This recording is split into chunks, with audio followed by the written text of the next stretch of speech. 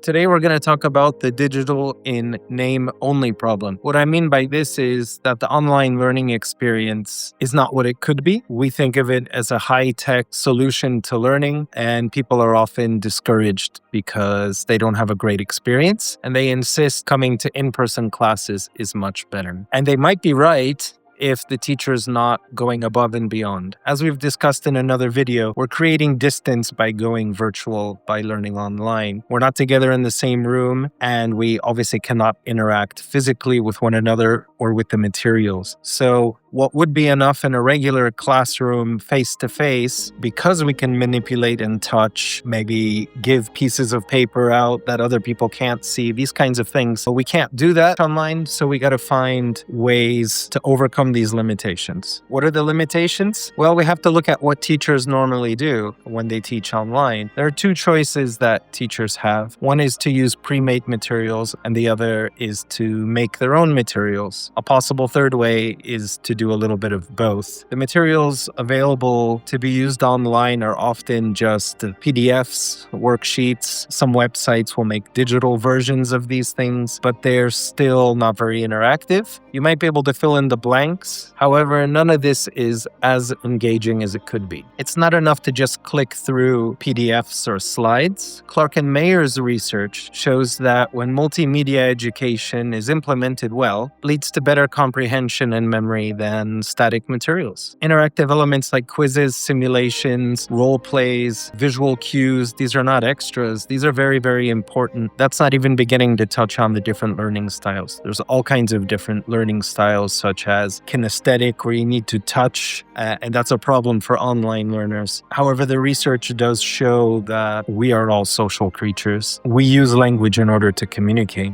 so we need to practice communicating to learn a language. So unless the teacher takes all this into account, these approaches are going to fail. If teachers are just putting text up on the screen because there's no other way to share it, and they're not thinking through how to make it more interactive, how to add multimedia, and especially how to make it more social, how to make it as communicative as possible, it's just not going to work. There's no advantage over physical books in this case, and students can't truly interact. It's difficult for the teacher to adapt to the student's needs. That is, unless they're not using a curriculum and the lessons are communication-based, where they're just speaking with each other and highlighting errors. However, that has drawbacks as well. We're not creating a structured curriculum. The cognitive psychologist Jeremy Bruner emphasized this over 60 years ago. Over the course of his career, he drilled home the fact that we need to revisit materials. We need to revisit and deepen core concepts. That's the only way real learning sticks. Spaced repetition is one way we can do this, but it's rare that I see teachers implementing this in their lessons in person or online. We're wasting a lot of digital potential this way.